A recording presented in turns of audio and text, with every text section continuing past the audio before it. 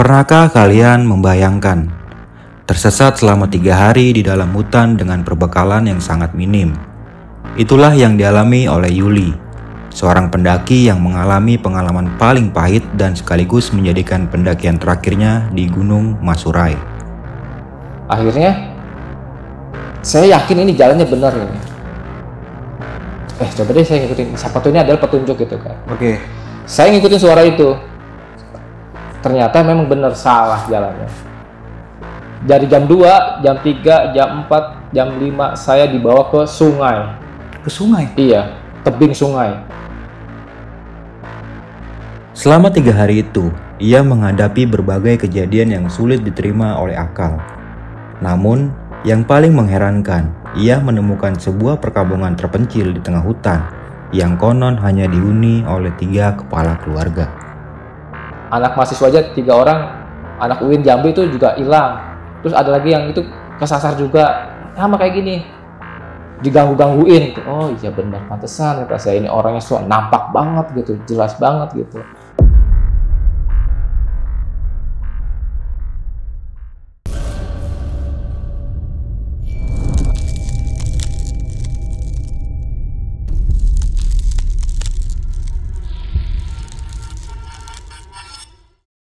Assalamualaikum warahmatullahi wabarakatuh. Balik lagi nih di besok pagi. Kali ini bareng gue Bang Mange, pria gemoy tanpa bahan pengawet. Oke nih sob, di malam kali ini gue kembali menghadirkan narasumber nih. Dan narasumber gue kali ini mengalami kejadian yang di luar nalar. Dan kenapa gue mau mengangkat kisahnya di malam kali ini? Karena narasumber gue ini sempat menjalani ekspedisi barat nih. 4 bulan, 13 gunung yang ada di Pulau Sumatera. Dan salah satunya adalah gunung yang akan diceritakan di malam kali ini, yaitu Gunung Masurai. Untuk lebih lengkapnya, langsung aja nih kita sapa narasumbernya di malam kali ini. Selamat malam, Kong Yuli. Selamat malam. Apa kabar nih, Kong? Baik. Alhamdulillah sampai juga Kong Yuli. Ini dari mana, Kong? Dari Cilegon, Bang. Cilegon. Iya. Kong Yuli ini adalah salah satu survivor ya yang lagi menjalani suatu misi nih. Ya, betul. Misi 10.000 jam pendakian. Yes, betul. Dan ini di bukunya dalam judul apa tadi tuh? Ekspedisi 10.000 jam pendakian menuju masterpiece. Ekspedisi 10.000 jam pendakian menuju masterpiece. Ya, kenapa masterpiece? Karena memang masih pemula gitu. Oh, supaya okay. Mencapai expert itu harus melewati 10.000 jam. Oke. Jadi untuk menjadi expert harus melewati 10.000 jam. Oke, dan ini ada suatu ekspedisi, ini ekspedisi ke barat ya? Yes. Dan ini ke Loser, Talang, Sibayak. Iya. Paling parah ya, ini yang Gunung Masurai ini nih. Masurai yang bakal kita bahas di malam kali ini. Iya. Oke, untuk lebih lengkapnya nanti bakalan diceritain aja kali Kong ya tentang pendakiannya di Gunung Masurai ini pada saat itu. Namun sebelum kita masuk ke ceritanya nih, bagi teman-teman yang belum subscribe, silahkan subscribe terlebih dahulu, like, comment, and share. Jangan lupa nyalakan loncengnya agar teman-teman semua nggak ketinggalan video terbaru dari besok pagi. Dan bagi teman-teman semua yang pengen menjadi narasumber di besok pagi, kalian bisa langsung aja nih kunjungi di nomor WhatsApp yang ada di bawah sini. Mau nggak mau, suka nggak suka, bahwa hal gaib itu ada di sekitar kita. Tanpa berlama-lama lagi, langsung aja kita masuk ke cerita.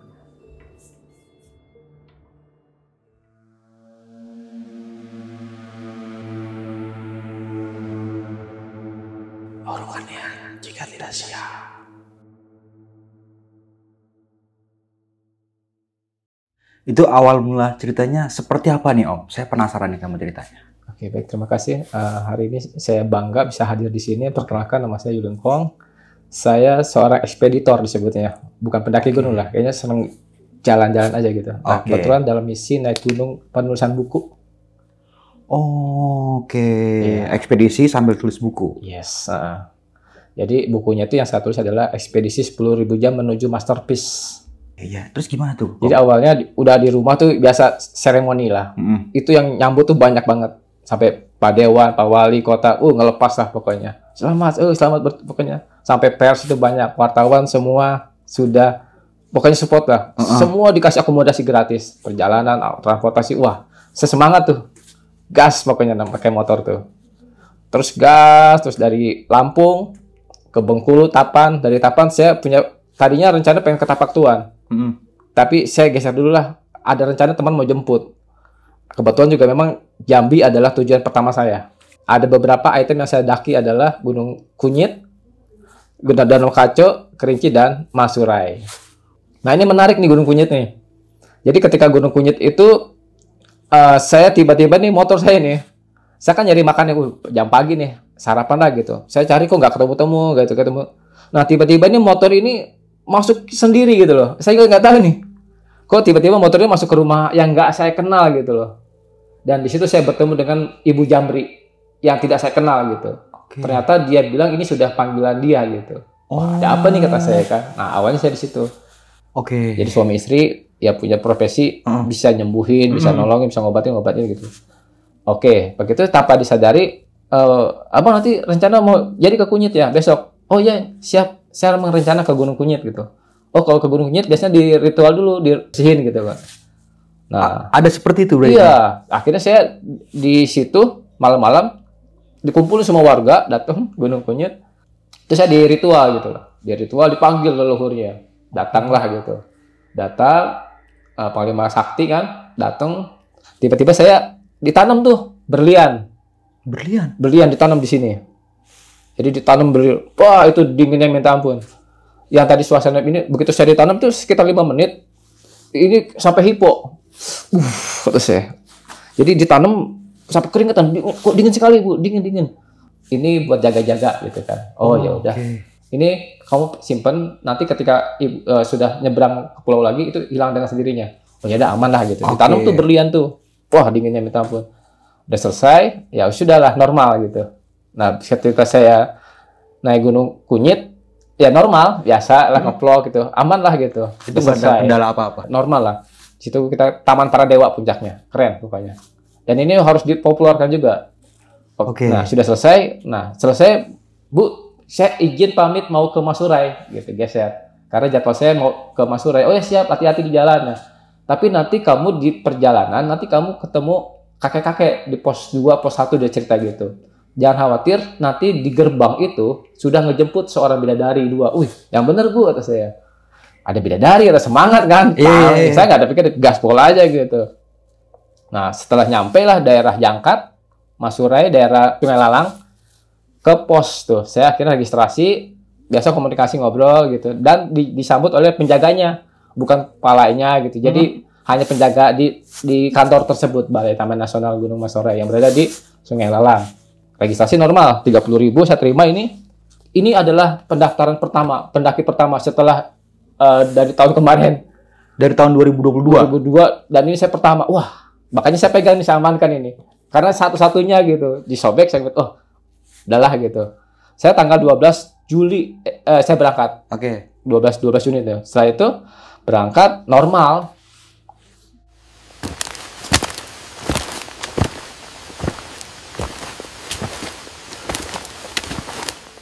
Setelah pintu rimba ada shelter 1.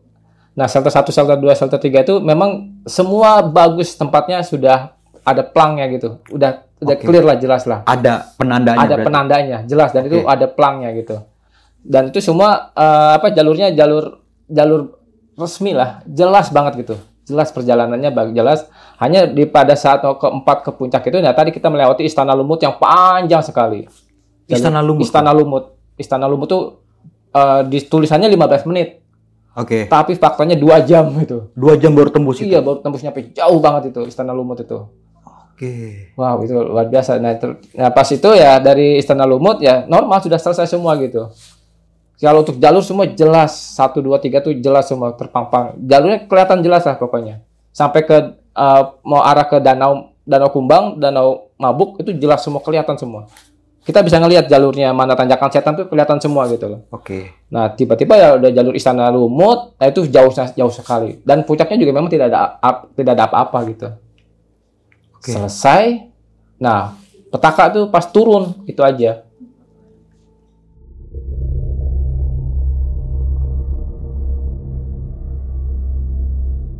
Nah, pas turun saya menemukan jalur yang ada 2 jalur gitu, persimpangan gitu. Ada 2 persimpangan. Nah, tiba-tiba saya turun, ada yang bilang tuh itu jalurnya salah. Ada yang bilang? Ada suara, iya. Ada suara? Ada suara, salah jalan-jalannya. Wih, kok ada ngomong kata saya. Memang tidak ada orang. Saya pendakian tuh memang nggak ada orang sama sekali tuh. Berarti ini naik gunung cuma sendiri? Sendiri. Nggak ada pendaki-pendaki? Nggak ada pendaki seorang. Nggak ada. Lihat di data pengunjungnya pada tanggal segitu, saya ada tamu yang pertama gitu. Wajib. Nah akhirnya ada suara, kok salah gitu. Saya bilang, mana orangnya? Ah bener lah kata saya. Ah ini anak ambigu aja lah gitu. Saya jalan terus gitu. Salah katanya. Wah, salah gitu. Perang batin gitu. Akhirnya saya yakin ini jalannya benar ini. Coba deh saya ngikutin. Siapa tuh ini adalah petunjuk gitu kan. Oke. Saya ngikutin suara itu. Ternyata memang benar salah jalannya. Dari jam 2, jam 3, jam 4, jam 5 saya dibawa ke sungai. Ke sungai? Iya, tebing sungai. Pas ada saya tuh kok ini bukan jalur ini, kenapa saya disimpan sungai gitu kan. Saya harus balik lagi. Tapi kalau balik lagi ini bahaya karena kan kalau malam nokturnal pada jalan semua. Akhirnya saya paksain istirahat di situ, pasang bivak darurat. Dan saya tidur di situ. Bagaimana caranya esok pagi saya bangun dan segera harus kembali lagi. Saya kembali lagi ke puncak.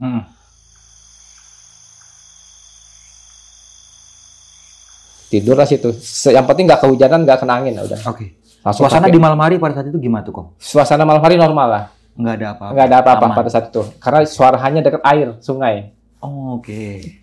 Begitu. Nah, begitu pagi-pagi saya melihat, Masya Allah, ini di mana ini kata saya. Kok ini hutan rimba belantara, yang jalan yang tadi saya tuju itu ternyata saya ada di tengah-tengah hutan terjebak lah gitu tuh. Bingung kan, tadinya jalurnya bener, tiba-tiba kok saya di atas tebing yang tinggi, dan saya harus kembali lagi ke puncak lagi. Mau nggak mau, akhirnya saya balik lagi ke puncak. Jam 6, jam 7, jam 8, baru jam 12 siang, saya nyampe ke puncak lagi. Dan itu saya salah jalur banget gitu. Berarti ini hari kedua ya? Hari kedua. Oke, hari kedua, saya nyampe puncak. Seneng dong. Alhamdulillah, saya bisa nyampe puncak lagi gitu. Dan akhirnya saya harus putuskan untuk pulang gitu. Nah, pulang kembali lagi dari pos 4, pos 3, di situ disebutnya shelter ya. Shelter 4 ketemu, shelter 3 ketemu, shelter 2 ketemu, shelter 1 ketemu semua. Tenang saya. Kan shelter 1 ke pintu rimba itu jaraknya cuma 1 jam. Paling juga sore lah gitu lah. Sudah senang hati gitu. Saya menikmati makan cemilan lah. Cemilan saya bawa ada beberapa biskuit logistik yang saya makan gitu. Udah tenang, udah kondisi fit, saya turun.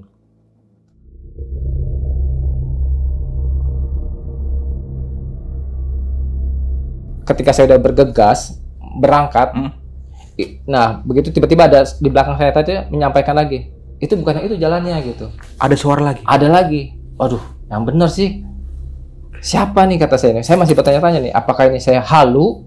Apakah nyata gitu? Siapa ini kata saya? Tapi saya ini bener jalannya yang ini, yang kanan gitu loh. Itu masalah katanya. Oh salah kata saya. Enggak kata saya. Aduh kata saya, tolong tunjukin kata saya. Kamu itu siapa gitu kan. Nah akhirnya udahlah, pokoknya kamu selamat lah. Nah di situ saya percaya gitu. Wah, ambillah jalur kiri. Yang diarahin sama suara itu? Iya. Saya menolak hati saya gitu. Yang tadinya saya harus jalur ke kanan menuju pintu rimba. Dan saya ternyata diarahkan ke kiri, ke kiri, dan itu jalurnya jalur parah banget ya.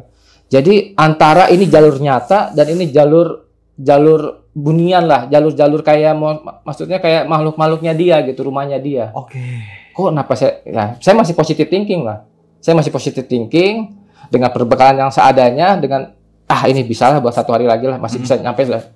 Saya perkiraan malam itu nyampe rumah, sampai base camp, pokoknya udah tenang gitu loh. Alhasil, saya mengikuti suara itu, saya yakin ini pasti nyampe. Ternyata itu salah juga. Kejebak juga di situ. Akhirnya, saya bermalam di pohon tumbang, yang ada pohon tumbang gedenya, dan saya mau nggak mau harus bermalam di situ, dengan kondisi baru darurat. Kalaupun saya paksakan, itu akan bahaya gitu loh. Oke. Makanya mau nggak mau saya harus bermalam lagi di pohon yang tumbang yang besar sekali dan saya masuk ke dalam itu.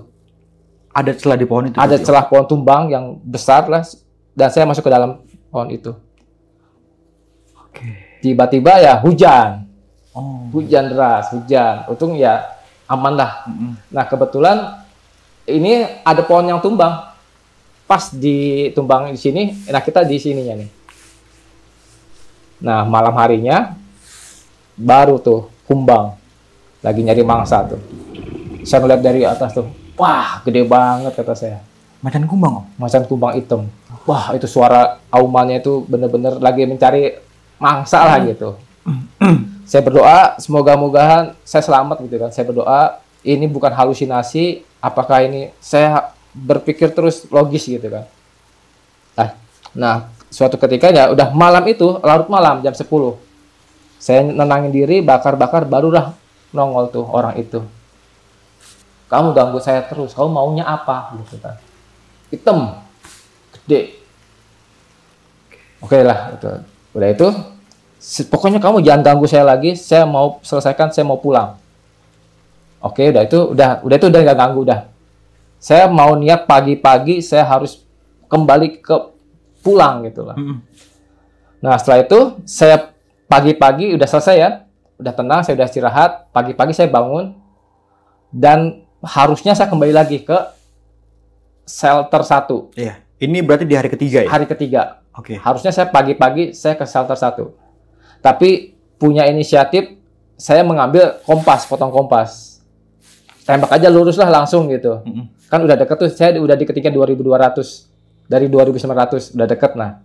Dan itu keputusan yang salah karena saya tidak bawa pedang, nggak bawa golok untuk tembak-tembak. Jadi saya inisiatif tembak jalur aja gitu.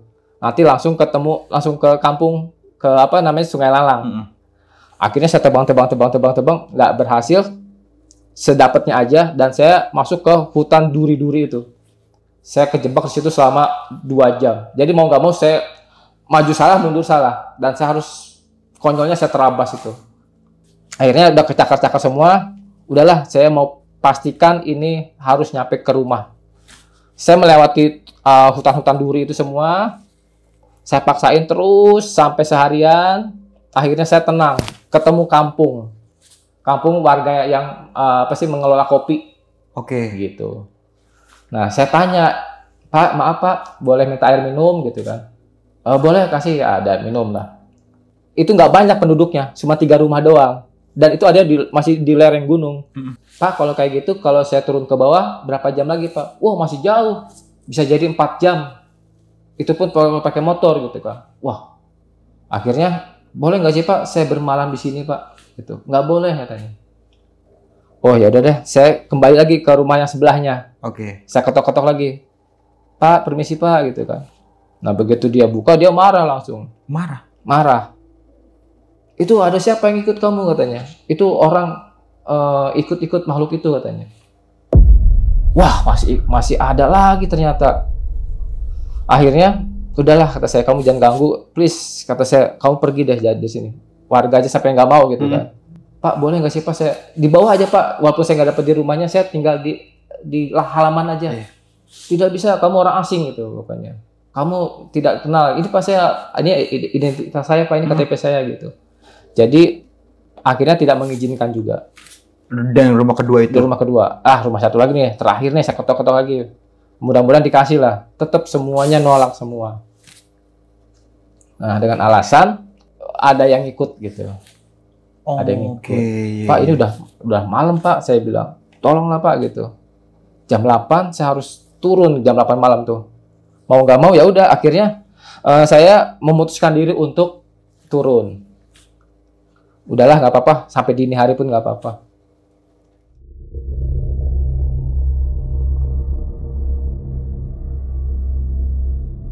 Begitu turun, masih ngomong lagi, itu ngasih ngomong. Salah banget, salah Mas, pokoknya itu salah, bukan itu jalannya. Yang mana dong ya, kata saya Jan, di lapangan yang luas itu kan. Saya ambil kayu tuh, saya mau berkelahi sama kamu. Akhirnya yang jalannya bener ini gitu. Nah saya ikutin tuh jalan itu. saya ikutin, ternyata dibawa ke kali lagi. Jadi ketiga tempat itu tujuannya kali lagi, dikali lagi, sungai lagi. Nah, saya di situ marah, kenapa saya dibawa ke kali lagi gitu kan. Nah, saya ambil kayu, ambil itu, pokoknya saya pokoknya mukulin orang itu. Wah, pokoknya saya ngamuk di situ. Saya ngamuk-ngamuknya gitu tuh. Tapi kena nggak? Ya enggak, karena bayangan kan lembut kan. Tembus berarti, Om? Tembus ya. Saya ngamuk, saya sengamuk-ngamuknya. Pergi kamu, kata saya. Gak usah ganggu-ganggu lagi saya. Pergi, katanya. Nah, udah saya tenang tuh. Udah jam 11 malam kan. Oh, gimana? Gitu, saya masih jauh gitu. Saya mau nginep di rumah itu nggak boleh. Wah, itu udah berkecamuk tuh. Kondisi lapar gitu kan. Kondisi lapar, akhirnya saya paksain aja lah gitu. Saya ini keputusan terakhir saya harus jalan sampai ke bawah. Itu resikonya saya. Saya paksain tuh jalan tuh. Jam 8, jam 9, jam 10, jam 11. Baru jam 2 dini hari saya baru nyampe kampung. Dan saya kagetnya itu bukan di kampung yang tempat base camp Sungai Dingin. Sungai Lalang. Saya keluar di Nilo. Jauh banget di Nilo Dingin. Jauh sekali. Itu daerah apa? Masih di daerah Merangin, tapi beda kecamatan, beda tempat, jadi beda jalur. Iya. Tiba-tiba ada lagi pada ronda tuh, ada bapak-bapak lagi ronda, kaget kan? Ada malam-malam ada yang mendaki gitu. Mas kesasar ya?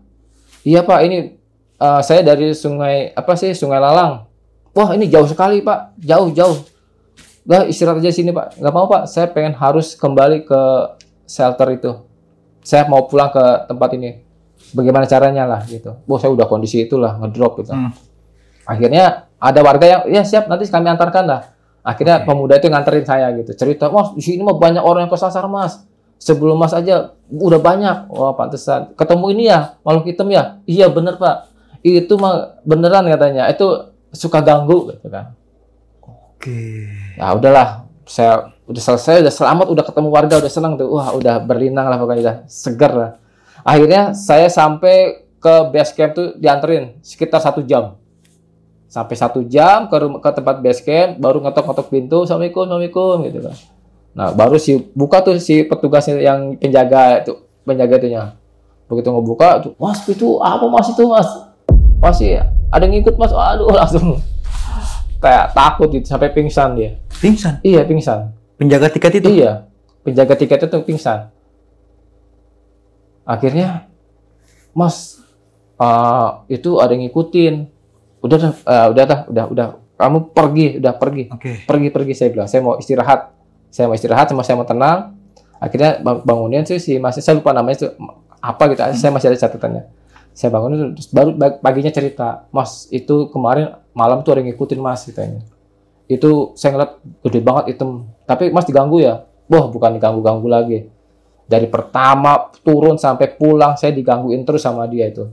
Itu minta tumbal katanya. Minta tumbal? Minta tumbal supaya ada minta supaya ada temennya. Pantesan saya selalu dibawa ke kali.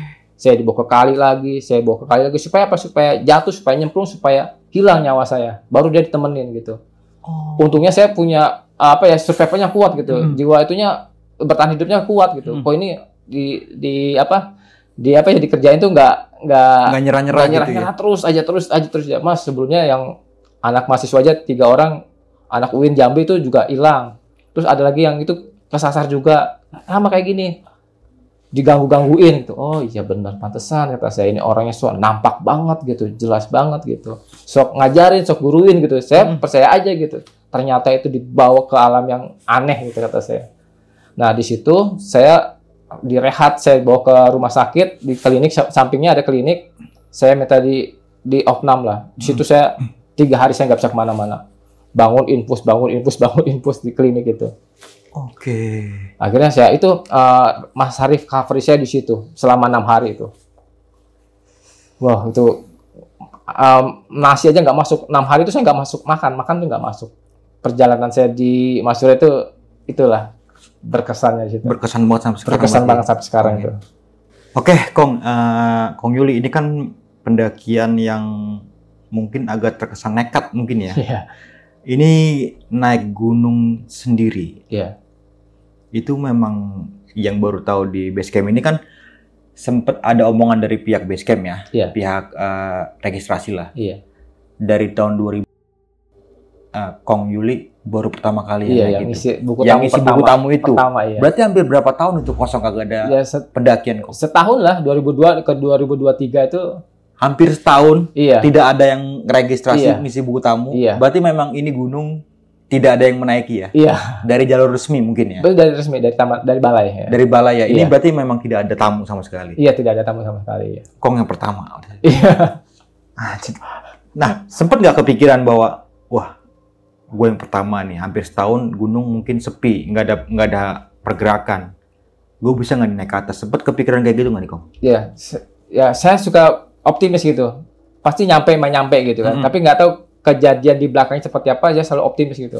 Okay. Karena memang rentetan-rentetan perjalanan yang kejadian seperti itu, saya sudah pernah melakukan hal-hal sebelumnya gitu. Oh, oke. Berarti Jadi sebelum saya sudah kejadian pede ini, aja lah, percaya diri aja lah gitu. jadi sebelum kejadian ini, Kong juga sering. Iya, berdasarkan informasi teman-teman saya nanya gimana jalurnya, gimana perjalanannya. Oh, bisa kegambar tuh. Oke. Oh, berarti bisa lah gitu.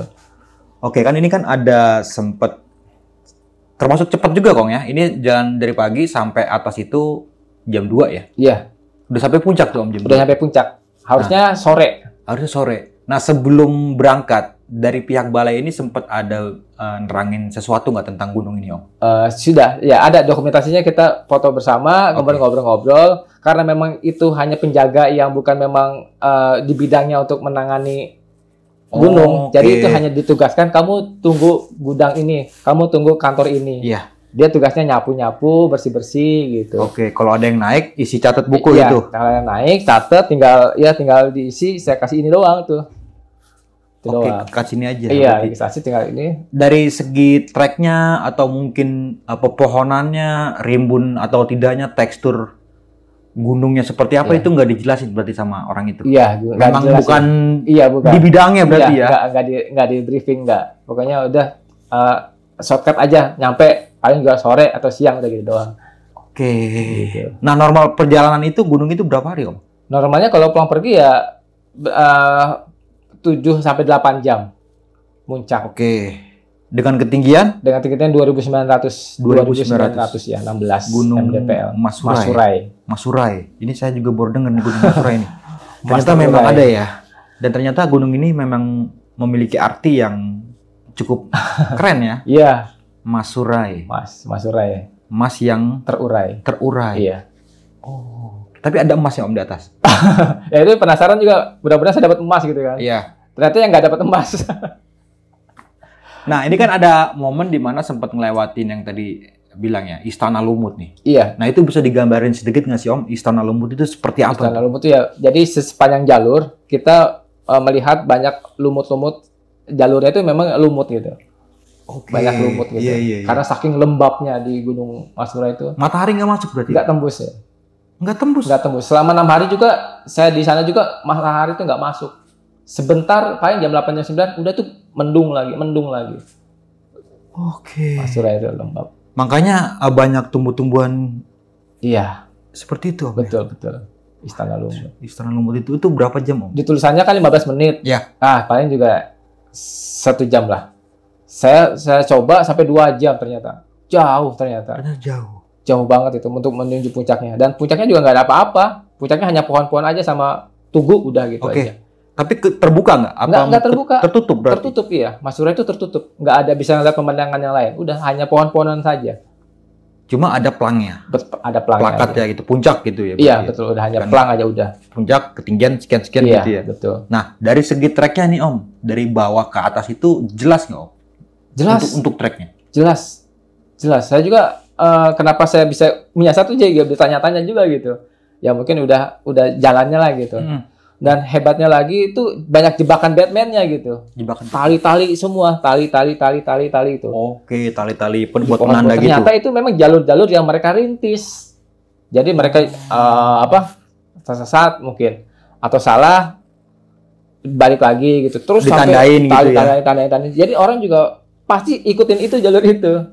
Harusnya Berarti ini juga dibersihin aja jalurnya, jangan bercabang-cabang gitu. Oke, dibikin satu aja Bikin gitu. satu aja yang ini. Dan Karena kenapa tali-tali itu jebakan itu. Dan ternyata banyak tali-tali penanda itu ternyata itu. banyak juga pendaki yang tersesat di sini. Betul, logikanya pasti ada tanda nih. Pasti kan ketemu kan. Oke, iya. Ternyata itu banyak jalur lama, banyak yang nggak kepake. udah beda banget gitu. Wah. Nah, kalau dari segi tingkat kesulitannya, gunung di Jambi sama di Pulau Jawa itu seperti apa? Gunung Masura ini Jambi ini saya rasa walaupun dibilang pemula, tapi itu nggak layak lah. Ini berat banget bagi saya. Hampir sama nggak sampai Gunung Salak?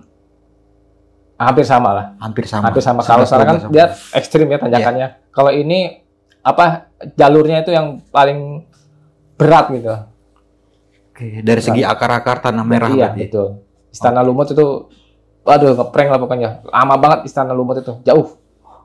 Nah, ini kan sebelum turun ini baru mulai agak disorientasi jalur ya pas turun ini Om. Iya. Ini sebelum melewati Istana Lumut atau sesudah lewat Istana Lumut baru tersesatnya?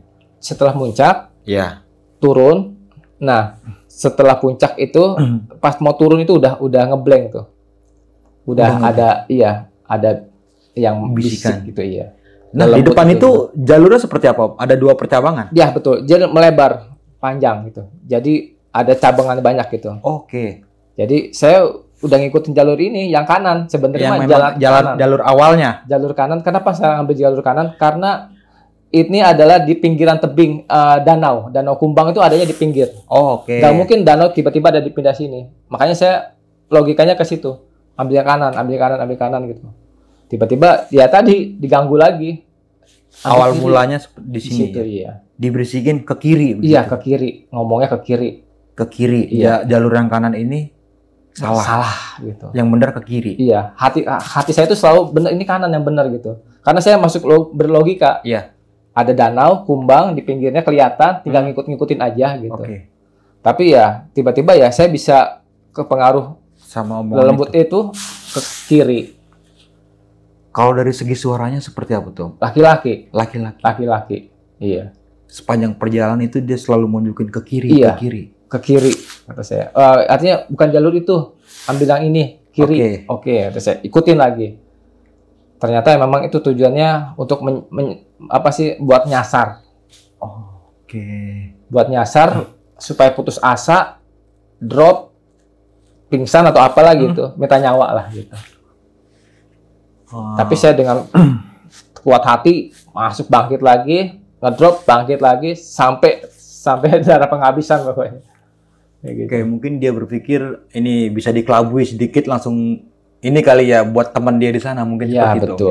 Mungkin dia kesepian di sana. Akhirnya ya saya konsultasi sama teman saya. Iya. Setelah saya dirawat ya 6 hari itu, saya konsultasi sama teman saya di rumah.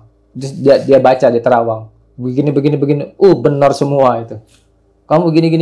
Iya. Okay. Aduh, untung kamu masih hidup. Kata temen tuh. Iya, yang mengerti. Iya. Itu mau minta nyawa kamu katanya. Wow, kata saya.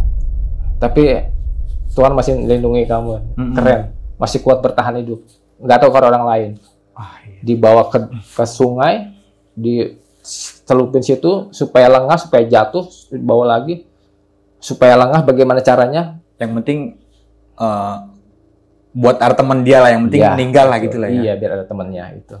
Ini kan di hari pertama berarti tersesat nih ya. Hari sempat bermalam dan membawa bivak nih Om. Betul, iya. Dan ini kan pendakian tektok. Iya.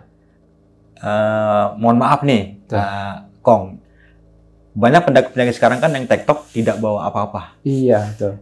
Entah itu flashlight, entah itu kompor segala macam. Nah, tapi Kong bawa nih. Tektok saya lengkap ya? semua. Alat-alat peralatannya lengkap. Ketika keadaan seperti itu, akhirnya kepake juga tuh. Kepake semua, iya kepake. Jadi flashlight. Iya. Nah, di malam pertama berarti nih. Iya. Apa yang Kong Yuli rasain di malam itu, Om? Nah, saya bagaimana caranya supaya cepat-cepat pagi aja.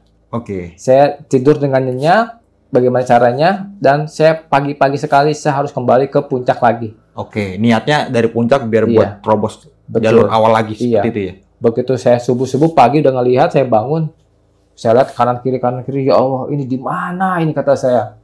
Ini kok bukan jalur, kata saya. Wah, kata saya. Begitu saya berangkat turun itu mah ikut ke kiri itu jalur awalnya kayak normal lagi. Normal. Begitu saya bangun, wah ini hutan rimba, Berarti di mana saya ini, kata saya. Tempatnya berbeda. Di lereng saya adanya. Di lereng. Di awal jalur. Turun Itu Iya. nggak ada seperti itu. Jadi harusnya kan saya tuh turun ke kanan itu, Iya. yang kanan itu mah jalur pendakian. Iya. Tapi ternyata setelah saya dibawa ke kiri, itu tanpa disadari itu ternyata lereng. Dan di situ ada sungai. Ada sungai di situ. Pas saya tidur di situ tuh itunya tebing sungai di situ. Itu kedalaman berapa meter? Itu hampir 10 meter dalam, tebing. Ke bawah berarti. Iya, ke bawah. Tebing banget itu. Makanya saya bangun, saya ngeliat kanan kiri ini, wah itu hutan lebat banget. Gitu. Tapi pas waktu sebelum buka flashlight sempat ngeliat ke depan itu nggak? Kalau Belum. itu tebing. Enggak, karena udah sore, kabut, Oke. nggak kelihatan udah. Dan untungnya stay di situ. Iya. Nggak buat memaksakan maju. Betul, Mungkin di situ. beberapa langkah lagi bisa. Bisa jatuh ke situ. Ini yang dinamakan memang sudah tanda ya berarti. Betul, iya. Makanya dia bilang selalu ke kiri, ke kiri, ke kiri. Betul. Tujuannya seperti itu Betul, sungai. betul, iya. Makanya saya dari hari pertama, hari kedua, hari ketiga tuh dibawanya ke kali, terus ke sungai, terus supaya apa? Supaya jatuh, supaya kita ngikutin sungai gitu. Saya nggak mau kalau ngikutin sungai itu bahaya sebenarnya. Iya. Saya mendingan balik lagi gitu. Nah, makanya pagi-pagi sekali saya bangun, udah itu saya harus kembali lagi ke atas lagi. Dengan jalan sampai ke atas, udah ketemu, turun ke bawah normal. Nah, pas ke atas ini, berarti bener ambil Betul. kanan tuh. Betul, udah. Jalan Saya ke nggak mau kanan. ngikutin, nggak mau kata ini lagi. Tapi masih ada suara itu. Nggak, udah selesai, udah. Oh, nggak ada suara itu. Udah selesai. Ketemu pos 4, shelter aman lah semuanya. Sampai shelter 4, shelter 3, shelter 2, shelter 1, semua perjalanan itu yang saya lalui itu normal. Normal. Senang, Aman, ya. udah senang ya. Dari shelter 1, ya tadi shelter 1 ke Pitu Rimba mah udah sejam lah gitu. Oke, makanya sempat break dulu Betul, buat ngisi tenang-tenang, tenaga dulu ya. makan, udah senyum lah, pokoknya sumringah lah gitu. Nah, kok bisa sih ngikutin suara itu lagi, Om? Nah, begitu udah bergegas, udah siap-siap gitu kan, turun. Nah, bukannya turun, nah pas itu kan dibawa ke kiri lagi, ke jalur itu. Jadi, yang saya lihat nih, jalurnya sama, jalur pendakian. Yang ini mah jalur baru, yang ini jalur lama. Oke. Bedanya kalau jalur baru itu melewati pinggir-pinggir Danau Kumbang, Danau Mabuk, jalur itu aja. Ketemu shelter udah pasti lah itu. Ketemu shelter 1, pokoknya jalur shelter lah, dan itu Pitu Rimba. Oke. Yang jalur kiri itu yang saya lihat itu banyak pita-pita, tali ikat. Berarti ini pernah dipakai jalur ini, Oke. gitu. Nah, tiba-tiba pita-pita itu hilang semua, nggak ada. Tiba-tiba ini di mana gitu kan? Wow, kata saya. Dan ini saya ada di tebing lagi begitu bangun. Pokoknya begitu saya bangun pagi tuh, kok saya ada di tebing lagi deh. Pokoknya saya udah aman, itu pohon yang gede. Saya harus selamatin Nah, diri. berarti kan ini di hari kedua nih, Om ya? Iya, hari kedua. Dan ini sempat mencari jalur juga untuk turun. Akhirnya memang karena tidak memungkinkan, akhirnya stay juga Saya nih. tidak memungkin kalau saya paksakan nanti kemalaman banyak Iya, nocturnal lah. mana bahaya ya kan? Bahaya. Akhirnya saya ada pohon yang gede, saya tidur di situ. Saya nyelamatkan diri di situ. Berarti tidak membuka flash itu malam itu? Enggak, karena ada pohon yang besar dan itu ketutupan. Jadi aman. Oh, Karena oke. Ada cekupannya gitu ya? Ketutup pohon yang tumbang, jadi nutupin ke situ. Oh, oke. Aman dari hujan Aman, juga ya? iya, aman. Nah, ini kan ada momen yang dimana sebelum ketemu sosok yang hitam ini, Iya, sempat diperlihatkan sama macan kumbang juga. betul, iya. Jarak dari Om ngeliat ke macan kumbang itu berapa meter, Om? Dia ke 2 meter di atas kepala. Di atas kepala 2 meter. Berarti memang ada di atas banget? Ada di atas kepala. Lihat itu. Dia kan lagi jalan dari itu tuh. Jalan. Iya, ngikutin pohon tumbang Iya, itu? pohon tumbang itu jalan sampai ujung. Nah, ujungnya saya itu di pohon itu. Jadi pas dia tuh mungkin lagi ronda apa lagi apa ya. Mungkin buat siap-siap nyari makan Iya, ya? nyari mangsa gitu. Nah, memang juga saya nyengat mungkin bau manusia gitu kan. Untungnya saya bakar-bakaran itu. Bakar-bakar kayu kecil saya bakar api unggun lah untuk menghangatkan diri. Tapi tetap pakai headlamp berarti, Om? Ada pakai headlamp saya lengkap. Berarti pas agak ke atas gitu jelas kelihatan. Jelas dari suaranya aja udah panter banget gitu. Udah jelas ngelihat. Wah, saya langsung supaya fokus saya selamatkan diri saya sendiri, takutnya dia masuk ke saya gitu. Bisa lompat itu. Iya, itu. Untungnya saya bakar tadi. Iya. Bakar kayu bakar buat ranting-ranting saya bakar di situ. Di situ kumbang selesai, hujan reda, jam 10-an baru datang tuh. Hewan macan kumbang ini Sudah hilang baik gitu lagi. aja? Sudah baik lagi. Iya. Oke, normal tuh. Normal ya. Baru ada sosok yang langsung ada tiba-tiba di samping Samping kirinya saya di sini. Iya, Om datang. Yuli. Iya. Minta sarung tangan, kedinginan. Tiba-tiba aja datang minta sarung tangan. Saya tahu datang tuh. Datang ikut duduk gitu kan. Ikut duduk. Oke. Akhirnya minta sarung tangan, kedinginan. Saya kasih, nih pakai aja. Pakai, saya bilang. Tapi tolong jangan ganggu lagi, saya bilang. Jangan ganggu lagi. Udah dia diem aja. Saya ngomong nyerocos saja. Campur emosi, campur aduk lah. Pokoknya bagaimana caranya supaya jangan ketemu lagi, jangan ganggu. Udah selesai di malam ini juga. Karena saya pagi mau pulang. Itu aja. Oke. Berarti itu diceramain tuh setan itu. Iya, saya ceramain. Saya bagaimana caranya tuh lembut itu jangan ganggu lagi. Udah jangan ketemu lagi. Tapi ada obrolan lagi nggak dari dia? Ada omongan lagi dari sosok itu? Iya, udah saya pokoknya udah oke, saya intinya nggak mau ganggu lagi. Baik, ya terima kasih ya gitu ya. Pokoknya dia nggak mau, udah diem aja udah. Jangan ganggu lagi, saya udah tolong kata saya. Pergi kalau bisa, pergi saya bilang. Nah ini kan jaraknya sangat dekat nih dari sosok ini Om. Iya, dekat samping. Berarti ngeliat jelas nggak perwujudannya? Dia sampai sama nunduk, saya kan lagi bakar-bakar gini. Iya. Dia tiba-tiba datang sini. Akhirnya tadi minta sarung tangan. Saya kasih tuh sarung tangan. Tapi tolong jangan ganggu saya lagi. Jadi nunduk aja. Sempat ngeliat sosoknya? Enggak, kita nggak ada hadapan-hadapan. Jadi sama-sama nunduk. Oke. Saya sama fokus sambil bakar api, perapian. Dia lagi datang aja, sambil sama nunduk gitu kan. Pokoknya kamu jangan ganggu saya lagi. Pokoknya saya marah kalau kamu ganggu, itu aja. Berarti sosok ini tuh kayak pakai jubah hitam. Pakai jubah hitam itu. Jadi ya emang nggak dipegang juga, nggak kerasa, tembus lah gitu. Jadi saya udah nggak ganggu lah gitu. Oke. Dah kata saya jangan ganggu. Pokoknya ini saya jangan ganggu lagi. Udah pokoknya selesai malam itu juga.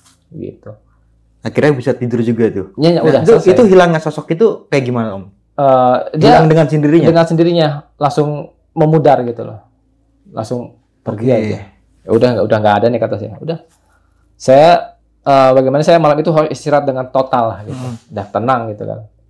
Ya udah tenang, udah normal. Cuma tarik nafas 3 kali, buang nafas, tarik nafas, buang nafas, langsung plek aja udah.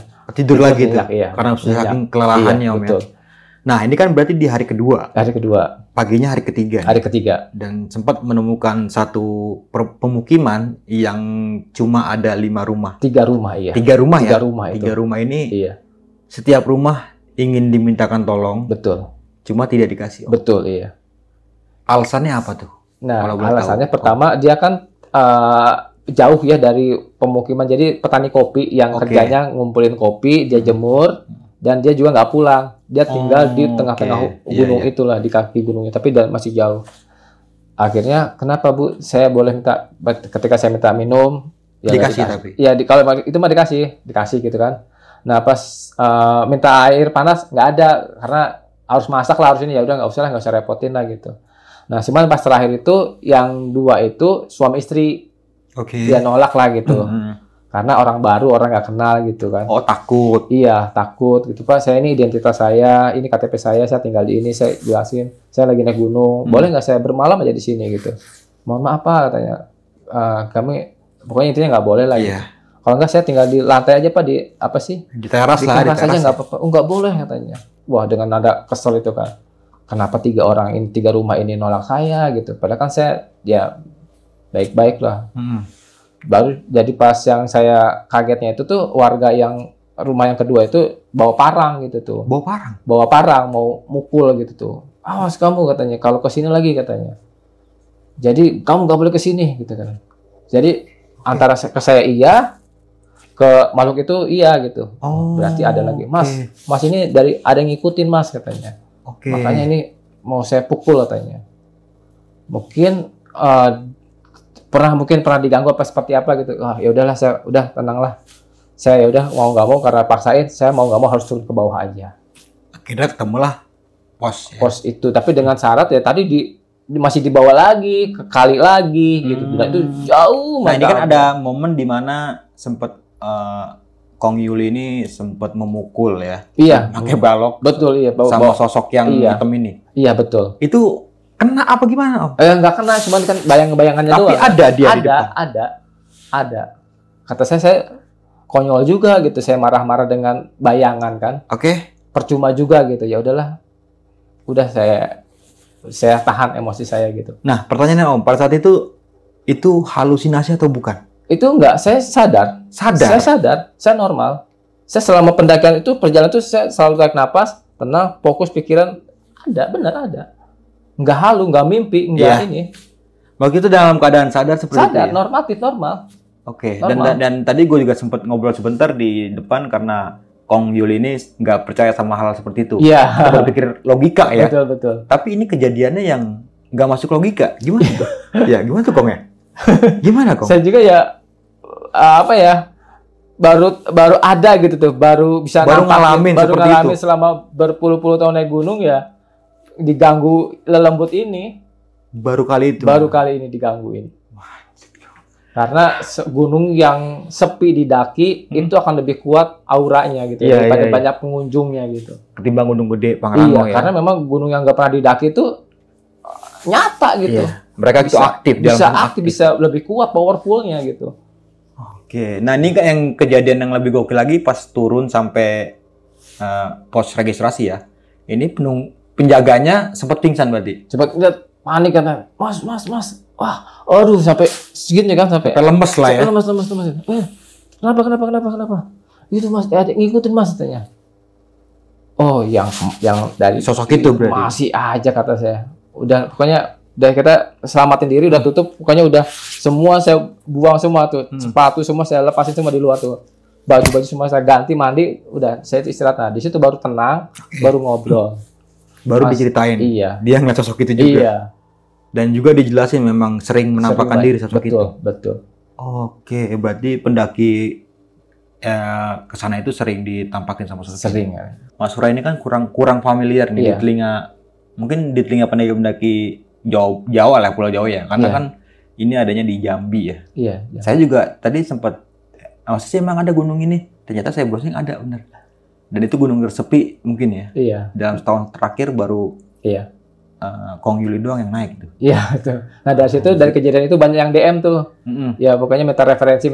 Akhirnya ya diberlakukanlah untuk pendakian tidak boleh sendiri gitu. Dan dibikinlah sebuah kelompok kayak pemandu gunung di situ. Dibikinlah guidingnya baru dengan kejadian itu. Dan tadi juga sempat bilang kalau bisa dikomersilkan gunung ini ya. Iya, betul. Buat kemanapun teman-teman semua yang pengen naik gunung sana itu bisa ya. Bisa, iya. Dari segi jalur ini sudah oke. Cuma ya siap-siap resiko ketemu sama sosok itu. Iya. Karena memang dia masih ada di sana berarti ya. Mudah-mudahan jangan yang lainnya. Jangan lah ya. Mudah-mudahan. Oke, nih Kong Yuli ini kan sempat ada membawa beberapa dokumen. Oh iya. Boleh lihat ini apa aja nih? Ini pendakian saya yang normal ya. Ini gunung. Oke, ini tiketnya. Tiket ya. Oke, kardus gunung pengunjung Taman Nasional Kerinci Seblat 30.000 berarti ya? Iya. Ini per hari atau gimana? Itu langsung per naik. Mau burang kapan juga segitu. Oke. Nah ini apa? Ini Gunung Loser. Oke, ini Gunung terakhir. Loser. Ini terakhir. Registrasi terakhir. Oke. Berarti sempat naik Loser juga? Sampai Loser. Ini terakhir saya. Jadi Loser setelah berapa hari? 14 hari. 14 hari? 14 hari. Ini nggak mungkin TikTok dong? Oh enggak. Enggak bisa. 8 hari aja baru muncak. Itu Loser. Nah ini saya menyesalkan triple T di Sumatera Barat. Triple T. Triple T. Talang, Tandike, Talamau. Oke. Jadi kalau naik gunung kan banyak kan triple S, double M, bla bla bla. Tapi versinya triple S tuh berangkat, besok pulang lagi. Nanti bulan depan, minggu depan udah dicekin naik lagi. Itu bukan. Oke, ini sekali jalan. Karena yang versi yang kalau versi saya, kalau double M, triple S ya nggak boleh pulang. Naik Sindoro, Sumbing, turun lagi ke Slamet. Iya. Maaf gitu. Iya. Ya saya menyelesaikan itu dari dulu juga begitu. Double M, Rapi Merbabu, ya naik selesai gitu. Seminggu lah tuh ya. Bikin triple M lah, mongkrangnya sekalian gitu. Yang ini triple T juga saya selesaikan. Saya naik ke Talang, turun lagi, besoknya saya lanjut ke Tandike, lanjut lagi ke Talamau. Talamau yang juga berat juga sebenarnya. Talamau. Istana para Istana Pacet. Istana Pacet. Iya. Coba boleh. Ya ini Talamau. Oke. Oh dapat suratnya ya? Iya. Nah ini mah gunung-gunung komersil Sibayak kayak gitu, gunung-gunung apa ya Medan itu di Sibayak. Oh, Sibayak. Iya. Oke. Ini kenangan banget ini. Keren. Nah ini buku apa tuh? Ini juga yang saya tulis perjalanan buku saya yang 10.000 jam itu. Jadi outline-nya. Outline-nya. Tapi dalam pengerjaan berarti nih. Iya. Kong. Ini saya tulis kejadian saya tulis. Nanti saya rangkum jadi satu buku buku perjalanan ekspedisi 10.000 jam pendakian. Baru monet seperti itu. Iya. Sampai kapan nih Om? Makanya ini saya tinggal 1.800 jam lagi. Kemarin kan saya baru turun dari Rinjani. Ini yang keempat kali ya ke Rinjani. Ini sekitar 1.300 jam lagi lah. 1.300 jam sampai lagi. 0 gitu. Sampai 0. Jadi kalau Abang 4 hari pendakian gunung berarti 24 jam, 24 jam, 24 jam akumulasi. Itu sampai berapa ribu jam? Terus dikumpulkan terus ya. Jadi untuk menuju masterpiece itu harus menyelesaikan hukum 10.000 jam. 10.000 jam pendakian? Iya. Bebas, kalau mereka hobinya renang ya harus renang. Kalau hobinya dia basket, olahraga voli, apa. Pokoknya seperti itu, sampai 10.000 jam. Kasih saya ya. Kira-kira berapa? Tahun berapa nih? Saya udah 20 tahun ini. Itu dalam rangka ya sebulan naik, 3 bulan. Nggak pernah berhenti, saya naik gunung terus. Dan itu terdata, terdokumentasikan, tercatat. Karena banyak naik gunung. Kapan, di mana dokumentasinya? Jadi antara halu dan ambigu jadinya. Saya terdokumentasikan gitu. Maaf gitu. Iya. Dan semoga aja bisa cepat terselesaikan dan bisa menjadikan sebuah novel ya. Iya, benar. Buku perjalanan. Buku perjalanan. Apa tadi judulnya? 10.000 jam pendakian menuju masterpiece. 10.000 jam pendakian menuju masterpiece. Wah, 10.000 jam lu harus kemana aja tuh? 10.000 jam gunung, gila kan. Semoga cepat tercapai nih ya, Kong Yuli, dan semoga di ceritanya pada malam kali ini bermanfaat nih buat teman-teman yang mendengarkan. Halo sob, sebelum lanjut ke video, gue mau kasih tahu nih bagi teman-teman semua yang mempunyai cerita horor, kalian bisa langsung aja kirim cerita kalian ke Instagram kita, yaitu dengan keyword besokpagi.edv atau ke email besokpagi.ch@gmail.com. Tunggu apa lagi? Langsung aja kirim cerita kalian segera. Terkonfirmasi bahwa saja ini full dokumentasi deh berarti Kong ya? Iya, betul, full. Dan ini tujuan ekspedisi ke beberapa gunung yang ada di Pulau Sumatera dalam jangka 4 bulan. Iya, versi saya selesai. Sumatera selesai. 4 Palembang, bulan. Lampung, Jambi, Medan, Padang, Aceh. Dan ini 4 bulan dapat 13 gunung. Iya. Termasuk Loser, Talang, tadi itu semua tuh. Wah, gokil. 4 bulan gak pulang berarti itu? Gak pulang. Gak pulang. Udah biasa, sebelumnya juga pernah dari waktu Bali Lombok juga selesai. Bali Lombok selesai juga? Batur, kemudian Agung, Abang, terus Pohen. Daerah Bali, gunung di Bali selesai. Selesai juga, sampai ke timur, ke arah timur. Kalau belum, nanti yang pengen sih rencana ini ekspedisi yang di akhir ini, saya pengen ekspedisi wilayah timur. Kemarin kan saya membersihkan ekspedisi wilayah barat. Yang timur ini. Bertahap berarti ya? Iya, betul. Yang berat nih, timur ini. Karena ada Gamkonoranya, ada Binayanya. Ada daerah-daerah gunung-gunung yang ada di timur lah gitu. Di mungkin daerah Sulawesi mungkin. Ya, Sulawesi juga. Sulawesi itu. Kesana juga ada Latimojo. BKT saya pengen ngambil sih. Bali Aceh, Katopasa sama Tambu Sisi. Itu perjalanannya 16 hari. Dan lebih gokil lagi nih, Kong Yuli juga sudah sampai ke tempat yang dimana gue dari dulu belum sampai ke sana, Gunung Tambora. Tambora ya. Tambora sudah sampai ke sana juga. Udah nyampe Tambora. Wah, asik. Tambora udah selesai. Tambora Rinjani kan kita ngambilnya titelnya ngambil waktu Tari Agung. Tambora Rinjani Agung. Sekali jalan. Tanpa putus. Tambora Rinjani finish di Karangasem. Tanpa pulang ya? Iya, tanpa pulang. Jalan terus tuh seperti itu. Ini tip nih. Wah, gue udah selesai nih. Ya, keren sih. Akasari. Asepan karang Pulau Sari gitu. Iya. Wah, familiar. Tapi Pabuci nih. Perjalanannya gimana perjalanannya?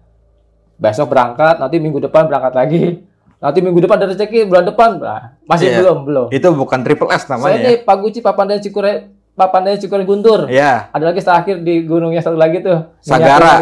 Iya. Jadi miniaturnya Sapaguchi. Iya. Sapaguchi itu saya juga berdengar tuh. Gimana? Naik gunung, turun, naik gunung, nggak pulang lagi. Bukan itu, belum. Itu bukan nama triple S ya? Iya. Contohnya triple S lah ya? Iya, habisin semua lah gitu. Sekali jalan? Yes. Triple M, Merapi, Merbabu, Mongkrang, habisin semua gitu. Nah kemarin Tari Agung, Tambora Rinjani Agung gitu. Saya kemarin juga triple S Sumatera saya ngambil. Medan, Sibayak, Sibuatan, Sibayak, Sibulan sama Cinabung. Habisin semua. Selain Gunung Masurai, kan sempat naik ke Loser juga nih. Iya, di Loser ini dari segi magisnya gimana tuh? Aman. Apa sebenarnya gunung yang saya takut itu bukan magis sebenarnya. Yang saya takut adalah satwa sebenarnya. Oke, satuannya ya. Iya benar. Ya kalau lagi itulah kumbangnya, macannya, Sumatera terkenal lah gitu. Iya, Sumatera terkenal Meleng harimaunya. dikit hati-hati lah gitu. Berarti nggak Kerinci takut gitu sama kan. hal-hal mistis Iya. itu ya? Yang banyak yang kita tahu adalah jalan malam tuh tetap dipaksain. Sebenarnya tuh nggak boleh sebenarnya. Sumatera itu bukan gunung di Jawa gitu. Oh, beda ya? Jangan lah kalau bisa. Udah jam 5 udah pulang istirahat aja sedapat senyamannya mungkin. Oke, dapat Sumatera. tempat buat istirahat, Iya. udah istirahat aja buat tenda gitu. Kerinci tengah malam sampai ke kemalaman terus dipaksain terus sampai ke tubuh Yuda. Kerinci itu rumahnya itu Rumahnya kumbang. harimau, Lebih baik istirahat lah di bangku panjang atau shelter berapa, shelter 3, shelter 4. Udah jangan dipaksain lah gitu. Konyol sebenarnya. Nah nih, Kong, pertanyaan terakhir kan menurut dari ibu-ibu yang sempat ngasih mutiara ke jidat sini ya. Iya. Apa? Berlian apa? Berlian dingin banget. Tapi ya. memang asli berlian itu. Iya, enggak sebenarnya yang ditanam itu. Iya. Ditanam itu yang kerasa adalah dingin. Tapi kayak ada benda yang masuk gak? Ya nancep dalam. Nancep. Ibu Jambri itu nanam saya di sebuah berlian gitu. Kerasanya pada saat di dalam itu kok tubuh saya jadi menggigil yang tadinya normal kan. Oke. Tubuh Langsung saya tuh menggigil. menggigil hebat gitu. Oke, Oh, nah gitu. Wah, menurut ibu-ibu ini kan setelah nyebrang pula itu hilang dengan Dengan sendirinya. iya. Nah, pas sudah pulang gimana tuh? Jadi pokoknya intinya selama kamu di Sumatera, di Pulau Aman. Sumatera kamu aman. Oke. Tidak ada yang ganggu gitu. Alhamdulillah benar, nggak ada yang ganggu. Sedikit pun luka pun tidak ada, artinya jatuh dari kendaraan, Oke. ditodong yang Iya, khawatir iya, kan katanya ada begal. Saya naik motor sendirian di daerah Tapak Tuan, daerah Jambi, wah yang benar antah berantah itu. Dan aman. Kayak luas segitu luasnya tuh, alhamdulillah aman. Bukan dari segi Iya. mistisnya ya. Iya. Kalau mistisnya ada ya. Tapi kalau mungkin dari kejahatan orang mungkin ya. Itu Betul. amannya lebih dari situ mungkin. Aman. Oke, terima kasih banyak nih Kong Yuli. Semoga bermanfaat nih buat kita semua yang mendengarkan ceritanya di malam kali ini dan tetap dijadikan pelajaran untuk kedepannya supaya lebih berpikir positif lagi nih untuk dimanapun kalian berada tetap berpikir positif walaupun dalam keadaan hampir meninggal ya. Tetap berpikir positif terus Om ya. Tetap kita berusaha supaya tidak terjadi seperti itu. Nah, Kong, sebelum mengakhiri video kali ini mungkin Kong Yuli punya pesan-pesan ya buat teman-teman yang mendengarkan videonya di malam kali ini. Ya, ini pesan-pesan saya sih sama dengan yang lainnya, yang dengan beredarnya banyak pendaki-pendaki FOMO gitu ya. Saya juga nggak tahu ini FOMO itu apa gitu kan. Ya minimal kalian itu harus mengalami diklat dulu lah. Diklat itu mungkin ada kurikulum di sekolahan atau di Mapala atau apapun itu bentuknya workshop kah gitu. Untuk sekarang kan lebih simpel kan. Temuilah pertemuan-pertemuan seperti itu. Misalnya ada materi nih, materi navigasi darat atau ikut belajar materi survival. Jangan gengsi. Hadiri aja. Berapa bayarnya? 200, bayar aja. Berapa bayarnya? 100. Ikutin aja gitu. Itu nggak bermanfaat hari ini, tapi manfaat setelah kamu merasakan di kemudian hari. Saya baru ngerasa. Karena saya didikannya memang gemblengannya itu materi sampai saya tuh haus akan materi gitu. Kejar terus informasi pelatihan dimanapun gitu. Informasi apapun saya kejar semua gitu. Dan ternyata terbukti. Demi belajar gitu. Iya, dan ternyata terbukti bisa kepake dengan keadaan darurat seperti itu ya. Betul. Nah, mungkin kalau misalkan pada saat itu Kong Yuli kosong sama pengetahuan tentang alam, tentang ilmu survivor, pasrah. Nggak itu tahu yang bahaya. Ya. Itu yang bahaya. Itu kita nggak tahu gitu ya. Tidak berjuang gitu. Aduh, oke. Apalagi Om? Itu aja ya. Iya. Cukup, oke. Dan juga melakukan pendakian dengan orang yang berpengalaman nih, serta safety dalam melakukan pendakian. Mungkin itu aja nih dari gua Bang Mange, kurang lebihnya mohon maaf. Sampai jumpa di video-video selanjutnya. Assalamualaikum warahmatullahi wabarakatuh. Waalaikumsalam.